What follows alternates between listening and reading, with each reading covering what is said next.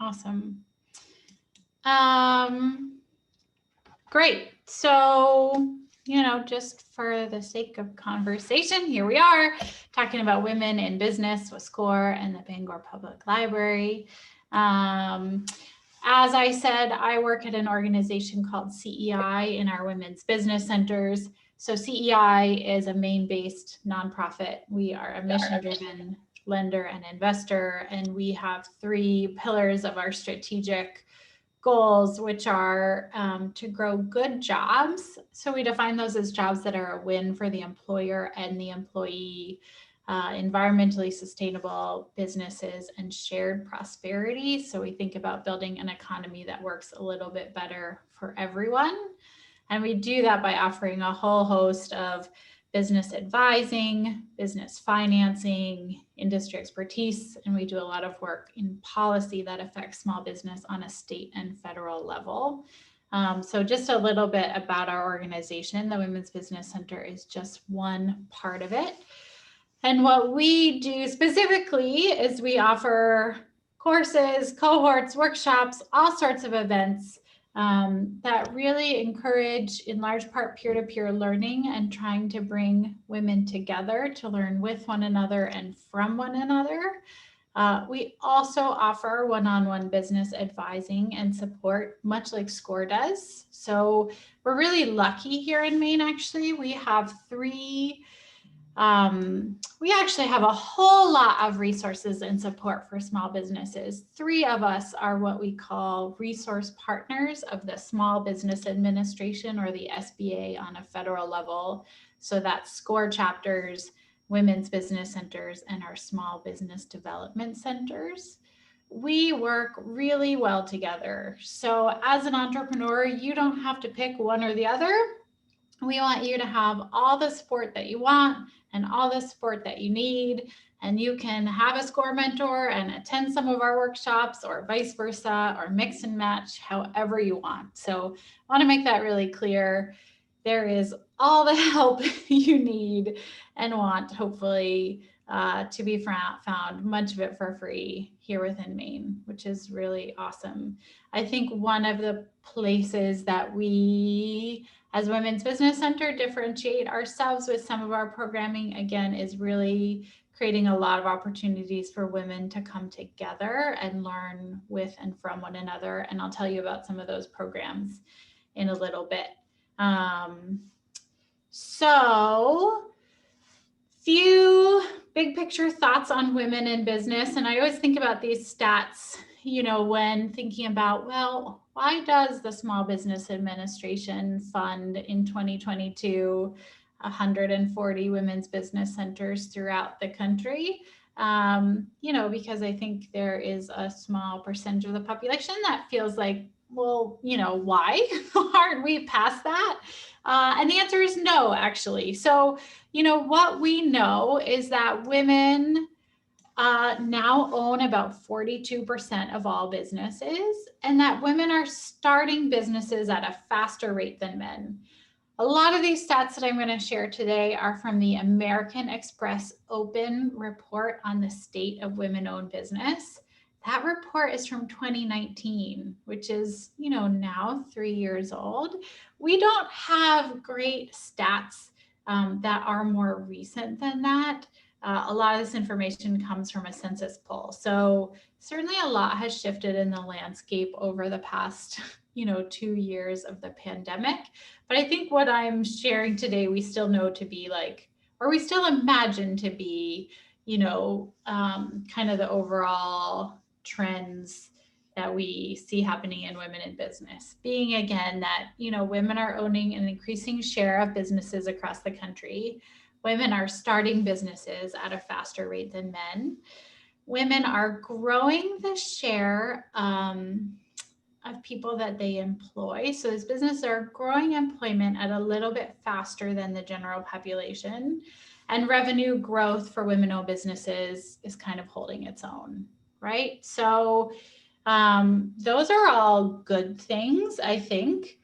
Some of the challenges are, those businesses, women-owned businesses tend to remain small. So one of the struggles that we know that women face is growing their businesses. So 88% of women-owned businesses never gross more than $100,000 in revenue a year. And just to go back to the previous slide for a minute, if we say women own 42% of all businesses, but those businesses, I don't have that on here. Those businesses employ about 8% of the workforce, and the share of revenue that they generate is also disproportionately small. So, small businesses are fine. If you're balancing a lot and your goal is to keep it small, that's awesome. We want to support you in that. And also, we want women to have the skills, confidence, and expertise they need to grow their businesses. We know that another place that women struggle as entrepreneurs is access to the capital or the funding they need to grow their businesses. So, estimates are that women receive a really disproportionately small amount of commercial loan funds. I have not found a distinctive study. That's hard information to gather nationally, but estimates I've read include between 8 and 15% of commercial loan funds. And again, we're talking 42% of all businesses. We know that women-owned businesses receive about 2.3% of venture capital. So not how a lot of businesses across the board fund themselves, but still a disproportionately small share. We also know, and this is so interesting to me, that women are asked different questions than men by funders. So there's a super interesting, it's in the notes, I'm happy to share my presentation, article about this study by the Harvard Business Review, actually. And what they found is that women are asked questions that are really focused on what could go wrong and what they could lose and how they're going to hold on to what they have. And men are asked these how are you going to grow and what could this look like? These really big picture kind of proactive questions. So that's a dynamic that we need to shift, right? We need to shift that in training the people who are making the funding decisions to ask better questions. And we need to shift that as female entrepreneurs to answer maybe a question that's focused on loss in this proactive growth focused way. We also know, just in terms of businesses staying small, that women-owned businesses struggle to grow the number of employees. So less than 1 is the average number of employees for women-owned businesses. We also know that women often really struggle when it comes to surpassing. So maybe they've hired a few people, but getting past that 5 to 9 employee range is a real challenge. So I think about that a lot. You've hired a few people, you've delegated a few things, but maybe there aren't those systems in place that you need when your staff really grows and you're not interfacing one-on-one with everybody every day. So really taking it to that next stage of growth. So those are some of the challenges that we know exist. I also think there's a whole bunch of opportunities, and I'm just outlining a few. I'd love to talk with you all about the opportunities that you see, but we know that women reinvest more of their money in their local communities than men do. So we know that women-owned businesses can be a real economic driver in our communities. I mean, I see this all the time in our work. As somebody comes in and they have this mission for what they want to do in their community, and then we have the conversation about how they're going to make money and run this business. I think that's a really positive trait that women bring as entrepreneurs. We know that the majority of new jobs that should be created, not created, by entrepreneurs and small business owners. And we know that to be particularly true in Maine, right? We're a small business state. So we really want to make sure that we're supporting all business owners, but particularly women, because we do struggle to hire and to grow in their ability to create jobs and grow their workforce. And we know that a lot of women have chosen to start businesses either out of necessity because they've lost their job, they're suddenly balancing childcare, you know, what they were doing before doesn't feel right, or out of opportunity because they've seen a real need for something during the pandemic. So we certainly are seeing, and this is anecdotal, I don't have stats here, but it's based on our work over the past 2 years, a lot of women who are exploring entrepreneurship for the first time. I just want to pause for a sec. Does anybody want to jump in? I hate talking at groups. I just have a few more slides, but if anybody wants to jump in, please feel free to. Otherwise, I'll just talk for a few more minutes before we open it up. This is a fun stat and kind of a silly little, the way they framed it. This is from that same Amex Open report on the state of women-owned businesses, but Maine, and this was in our headlines when it came out, I think in 2020, that women in Maine, we rank 8th in the nation for what we call economic clout for our businesses. So that's defined as growth in the number of businesses and growth in employment and revenue. So, you know, that's saying women in Maine are starting more businesses, right, growing the number of people that they employ and their revenues a lot faster than other places in the nation. So certainly we have work to do, but it's always fun to see a little accolade like that and recognize some of the awesome work that is happening here. I just wanted to talk about some of our programming at the Women's Business Center for a few minutes, just in terms of how it addresses the needs that we're seeing for female entrepreneurs. So I'm just going to go kind of like left to right, top to bottom, I guess. But we do a lot of work around credit building. We see a lot of women who want to start a business but don't have access to financing, maybe because their personal credit score is really weak. We offer free confidential credit advising, and that can be a really great place to start. Not always on the radar, right? Because it's on the more personal side of things, but a really necessary stepping stone to building your own business and getting financing.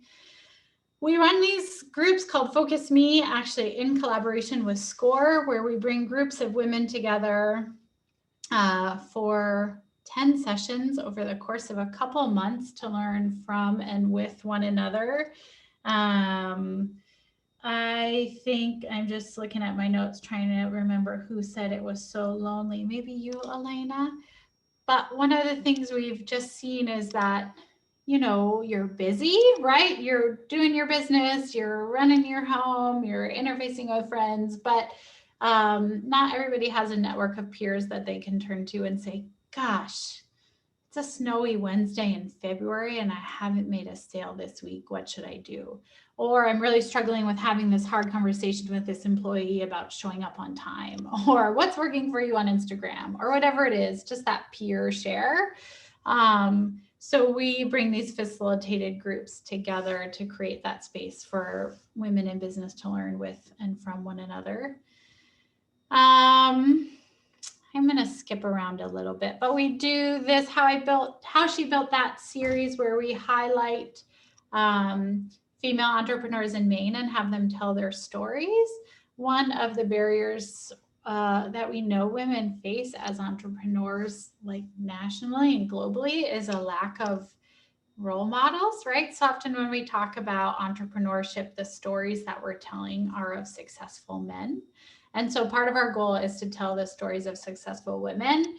But, and I guess, you know, it's great to hear Sarah Blakely's story, who started Spanx. She's at a whole different stage of business. So we're also excited about telling the stories of women in our community who are running successful businesses, but are maybe a little more relatable at the current moment. Our blue stocking salons are like an entrepreneurship book club. Again, trying to create spaces for women to learn. Lots of what they read are articles or even TED Talks. So trying to keep it pretty easy, but to come together and have those conversations about, you know, what are we what concepts of entrepreneurship can we learn about and talk about and apply? We have been doing a bunch of work around elevating the voices and experiences of BIPOC entrepreneurs, in large part through telling their stories and hearing their experiences and learning from them and figuring out how we can better support. We're working with Upstart Maine in Bangor on a collaboration for what's called the Women's Entrepreneur Exchange, where again, we're trying to bring together groups of women, in this case in food businesses and technology businesses, because sometimes we think that industry focus is really specific, and forming those niche groups to learn with and from one another. We have a program called Propeller that takes women who have a tech idea, but not necessarily any tech experience, and helps them move from idea to first basic prototype or first sales or first funding. Something that we see a lot in women, and I'm guessing some of you might relate, is that we feel that we need to be like 150% prepared before we start doing something. And so we see a lot of women who have an idea to start or grow a business who are just sitting on it because they don't feel ready. And so this program's goal is like, okay, let's take that idea and let's do it. Let's figure it out. Let's take those first steps and see what that might look like. We have a program called Spokeswomen that helps women find their voices as entrepreneurs. So maybe that's giving a pitch. Maybe that's having something coherent to say when you run into a friend you haven't seen in a while in the grocery store and they ask you what you're doing, and we hope that you have a better answer than, I don't know, I'm running this like little business thing. Or maybe it's the confidence to have a hard conversation with a vendor when they want to change the terms of your contract with them. So that confidence in speaking up and telling your story. Again, I'm highlighting these programs because they're in response to needs that we've seen. So we've seen a lot of the women that we work with who really struggle to tell their story and to speak up confidently. And then finally, all sorts of work around numbers, because I'm a firm believer that you should understand the numbers in and behind your business so that you can use them to make management decisions. So those are some of the issues that we've picked out as particularly relevant to women and are trying to address through some of our programming. That being said, there's actually a lack of data about women business owners on a statewide level. A large part of that is that when you register your business, if you register as a sole proprietor with a DBA in your town hall or an LLC at the state level, or when you register to pay sales tax, no one's collecting any information about gender. So we actually don't have a lot of state-specific stats. We also don't have a great list. You know, a question we get a lot at the Women's Business Center is like, I'm Jane and I want to do all my holiday shopping at women-owned businesses. Do you have a list? Or I'm Bowdoin College and I'm looking to hire a women-owned printing company. Do you know someone? And our answer is unfortunately often no.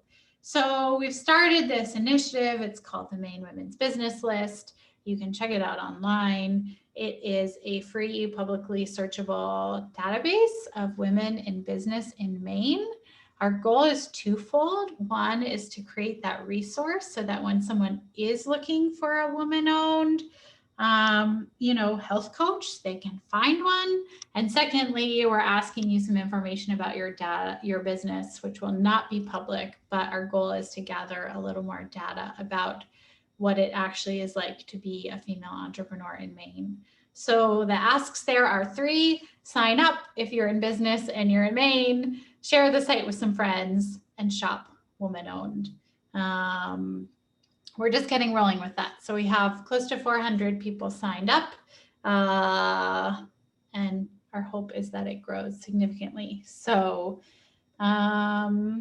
these are all the places you can find us online, all the usual suspects: website, email, Facebook, Instagram.